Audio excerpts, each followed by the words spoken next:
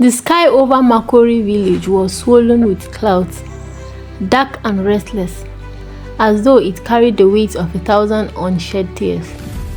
Somewhere beyond the field, the wind pushed the scent of wet soil towards the bustling marketplace, where traders' voices rose like restless birds. But in Amina's heart, there was no marketplace, no chatter, no scent that muttered, only the heaviness that came each time the rain threatened to fall. A year ago, the rain had taken her mother.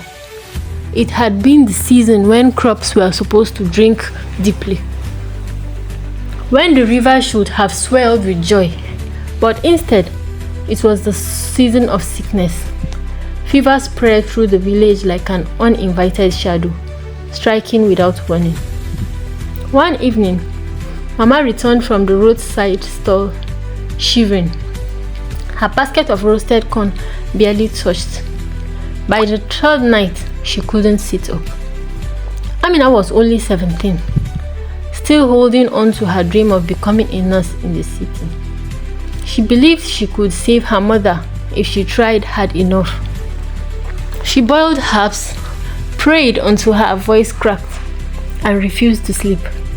But on the fifth night, the rain had pounded the zinc roof like war drums, and Mama's breath slowed and stopped. The village midwife has whispered, "She's gone, child." Gone? No, Mama was the anchor, the voice that told her to stand straight even in the face of storms. But storms don't ask for permission, they just take. That night, the sound of rain became a wound Amina could never close. The days after the burial blurred into survival. School fees was now a luxury she couldn't afford. Amina had a younger brother, Musa, only 9, whose eyes carried too much sadness for his age. Every dawn, Amina carried a shallow tray of roasted corn to the roadside.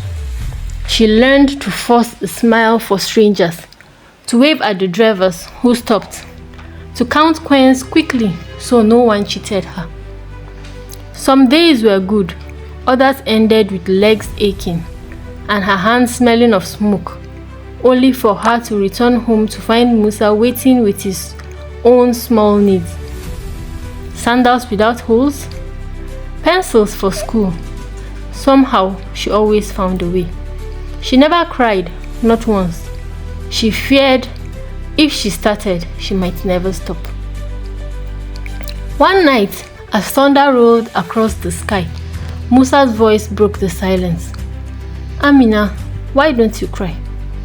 The question startled her. "Because if I cry, you would think I'm weak." "But Mama used to cry," he said softly, "and she was the strongest person I know." Amina felt the wall she had built inside herself tremble. That night, she let it fall. She cried, not the quiet tears of someone hiding pain, but deep aching sobs that carried an entire year of grief. And Musa, small as he was, sat beside her, holding her hand like she had held his every night after Mama died. When the rain stopped, something inside her felt lighter. The next morning, Amina took the small cloth pouch where she kept her savings, barely enough for a week's food, and walked to the community school. She begged the principal to let her return, promising to work part-time to cover the fees. The principal, an old man with tired eyes, studied her for a long moment. Finally, he sighed. "It will not be easy, Amina, but I see your mother's spirit in you. You may return." Balancing school and work was like carrying water in a leaking bucket, always struggling to keep enough inside. She rose before dawn to roast corn, went to school in the morning, then spent evenings washing clothes for wealthier families. Then 2 months before her final exams, life struck again. Musa came home coughing, deep, rattling coughs that wouldn't stop.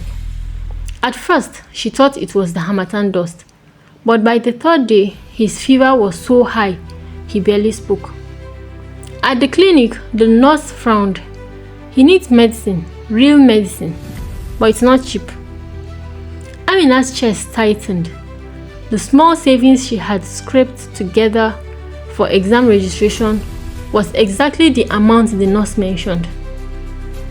If she used it for Musa's medicine, she couldn't write her exams.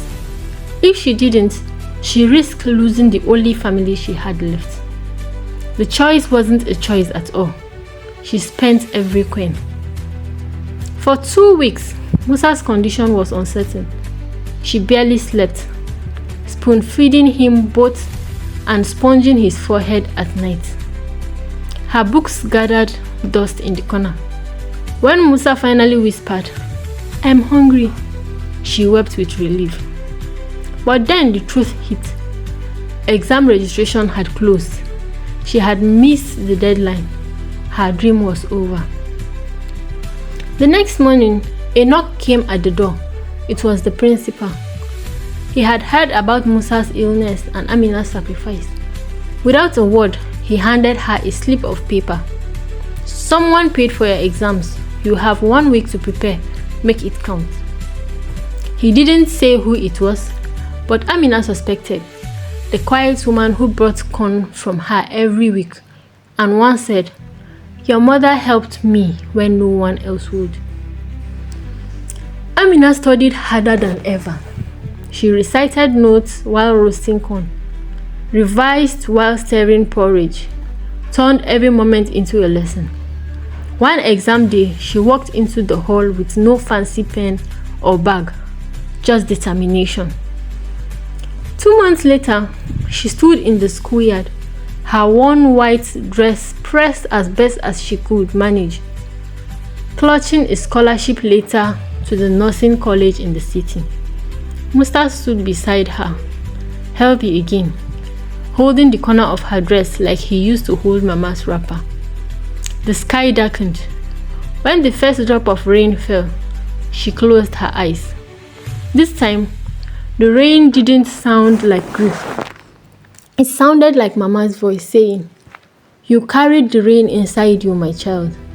That's why you survived the drought." The marketplace in Makori had changed. New stalls stood where old ones had rooted, and the dusty road was now lined with bright shops.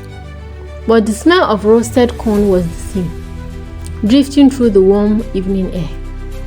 Amina walked slowly through the crowd, her white nurse's uniform crisp, stethoscope hanging around her neck. She had returned, not as the girl who once sold corn, but as a woman who carried medicine, knowledge, and hope. Musa, now taller than her, walked beside her, a high school student with his own quiet determination. She stopped in front of a small wooden stall. The woman selling corn was the same quiet one who had once paid her school fees. "Do you remember me?" Amina asked gently. The woman smiled. "How can I forget? Your mother will be proud. The whole village is proud." Amina brought 2 cups of corn, but instead of taking them, she handed the woman an envelope. Inside was enough to send her own daughter to school for a year. As she walked away, the sky began to darken. The first drop of rain touched her cheeks, warm and familiar.